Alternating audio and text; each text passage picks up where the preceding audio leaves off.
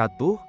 Kembali lagi bertemu dengan saya Ibnul Anis dengan NIM 22140401224. Kali ini saya akan menceritakan hasil eksplorasi yang saya lakukan terkait adat atau kebiasaan masyarakat lokal di Kampung Kubu Durian. Simak terus videonya ya, jangan sampai kalian melewatkan video ini. Dahulu Kampung Kubu Durian dikenal sebagai sebuah kawasan yang dipenuhi kebun durian yang subur.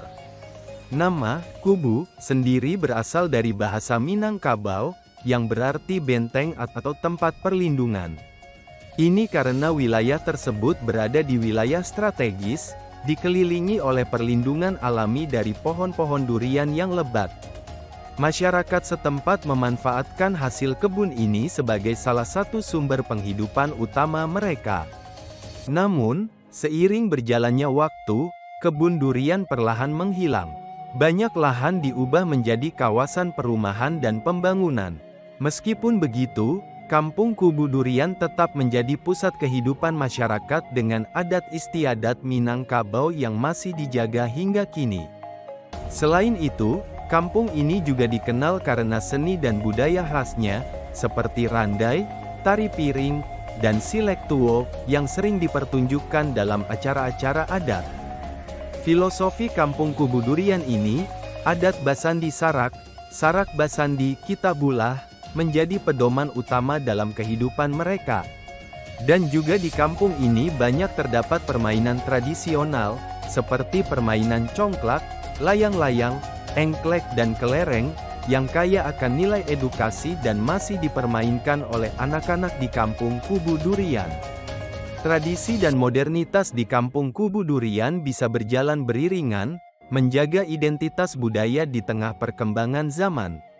Adat dan kebiasaan masyarakat Kampung Kubu Durian tidak hanya mencerminkan kekayaan budaya, tetapi juga penerapan konsep-konsep matematika dalam kehidupan sehari-hari. Ada beberapa adat atau kebiasaan masyarakat Kampung Kubu Durian yang secara tidak langsung menggunakan konsep matematika dalam kehidupan sehari-harinya. Di antaranya, yang pertama kebiasaan dalam perhitungan tradisional. Di Kampung Kubu Durian, masyarakat menggunakan cara-cara tradisional untuk mengukur tanpa alat modern. Mereka memakai depa, yaitu jarak rentang tangan, hasta yang diukur dari siku hingga ujung jari, dan bata untuk luas lahan. Misalnya, satu depa biasanya sekitar 1,5 hingga 2 meter tergantung ukuran tubuh. Tak hanya itu, tempurung kelapa sering dipakai untuk mengukur volume beras atau air, sekitar 300-400 ml. Dengan metode ini, mereka sebenarnya sedang menerapkan konsep panjang, luas, volume, hingga perbandingan. Contohnya, mengukur luas lahan 10 bata membutuhkan operasi perkalian dan penjumlahan sederhana, yang menjadi bagian dari matematika dasar. Yang kedua terkait sistem pembagian dan perhitungan hasil panen tradisional. Adat Kampung Kubu Durian mengajarkan pembagian hasil panen secara adil, yang penuh dengan unsur matematika. Contohnya, panen padi dibagi menjadi 3 bagian, sepertiga untuk pemilik lahan dan 2/3 untuk petani penggarap. Kalau hasil panennya 900 kg, pemilik mendapat 300 kg, dan petani memperoleh 600 kg. Proses ini melibatkan operasi matematika. Kebiasaan lainnya seperti, dalam pembagian hasil panen kebun atau ladang, jika hasil kebun kelapa mencapai 300 buah kelapa, maka pemilik kebun akan menerima sekitar 100 buah kelapa, yaitu sepertiga dari 300 buah kelapa, sementara pekerja akan menerima 200 buah kelapa, yaitu 2/3 dari hasil kebun kelapa.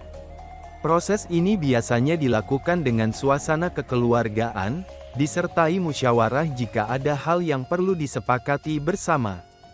Hal ini mencerminkan kearifan lokal yang selalu dilestarikan. Yang ketiga terkait pola geometris pada bangunan adat, salah satunya gonjong pada rumah gadang.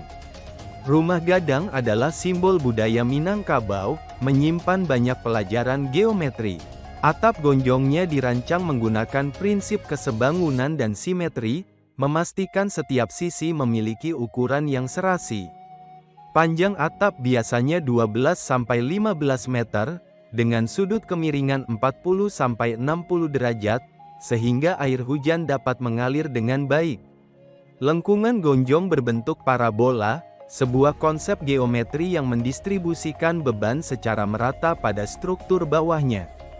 Bahkan ukiran ornamen rumah gadang, seperti pola belah ketupat dan lingkaran, menunjukkan simetri yang sempurna, mengajarkan konsep keseimbangan dan pola geometri. Dan makna dari gonjong rumah gadang adalah hierarki dalam pengambilan keputusan. Bentuk lengkung dan dominan mengandung makna bahwa segala sesuatu tidak disampaikan secara langsung, namun secara diplomatis dan mencerminkan kedalaman pemahaman masyarakat setempat terhadap prinsip-prinsip geometri dan keseimbangan. Rumah gadang masyarakat Minangkabau menggunakan unsur geometri dalam pembangunannya terdiri dari translari, pergeseran, rotasi, dan refleksi merupakan konsep dari transformasi geometri. Anak-anak di Kampung Kubu Durian memiliki berbagai permainan tradisional yang tidak hanya menghibur, tetapi juga memiliki akan nilai-nilai pembelajaran. Beberapa permainan yang masih populer dimainkan hingga saat ini adalah congklak, layang-layang, engklek, dan kelereng. Permainan-permainan ini tidak hanya mencerminkan kekayaan budaya lokal, tetapi juga menjadi sarana untuk mengajarkan nilai kehidupan dan dasar-dasar matematika dengan cara yang menyenangkan.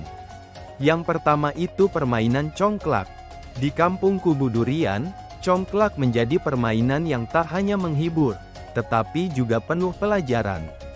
Anak-anak duduk saling berhadapan dengan papan congklak di tengah mereka. Dengan biji-biji congklak yang digenggam, mereka memindahkannya dari satu lubang ke lubang lain. Tapi ini bukan sekadar bermain, anak-anak secara tidak sadar belajar pembagian dan penjumlahan saat mereka menghitung jumlah biji dan mengatur strategi untuk menang. Permainan ini melibatkan konsep pembagian, penjumlahan, hingga strategi logis. Anak-anak juga belajar menyusun langkah berdasarkan urutan dan memperkirakan hasil, yang merupakan dasar berpikir matematis. Walaupun sekarang sudah jarang anak-anak memainkan permainan ini, tetapi permainan ini masih dilestarikan dan diajarkan kepada anak-anak generasi baru di Kampung Kubu Durian. Teman-teman dapat melihat contoh dari permainan congklak yang ada di Kampung Kubu Durian. Kedua, permainan anak-anak di Kampung Kubu Durian sampai sekarang masih ada, yaitu permainan layang-layang. Saat menerbangkan layang-layang di sore hari, anak-anak di Kampung Kubu Durian tak hanya bermain, tetapi juga mempraktikkan konsep geometri.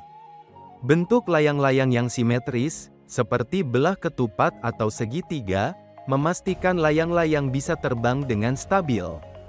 Mereka belajar menyeimbangkan kekuatan angin dengan ketegangan benang, mengajarkan konsep keseimbangan fisik dan pengukuran. Bahkan saat membuat layang-layang, mereka harus menghitung panjang batang bambu dan memastikan sudutnya pas agar layang-layang tidak miring saat diterbangkan. Secara tidak langsung, anak-anak memahami bagaimana bentuk dan angka memengaruhi keseimbangan dan kecepatan. Teman-teman bisa melihat contoh dari layang-layang yang sedang terbang. Permainan yang ketiga yaitu engklek, permainan lompat di atas kotak-kotak tanah, melibatkan pola dan angka.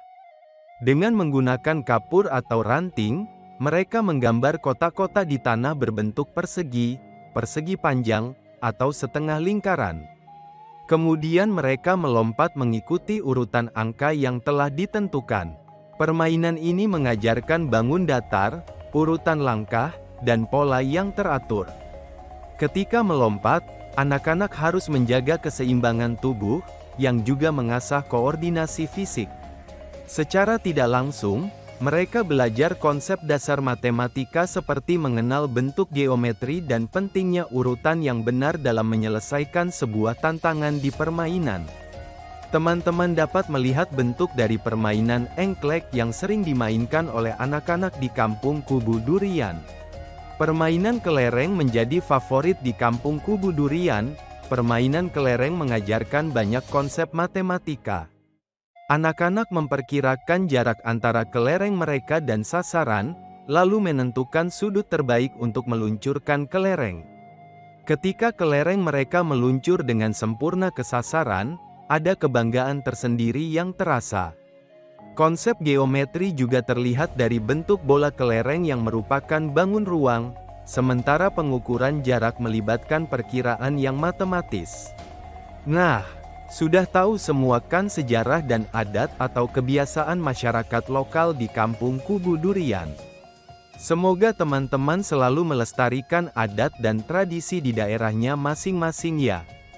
Sampai jumpa di video-video selanjutnya. See you next time.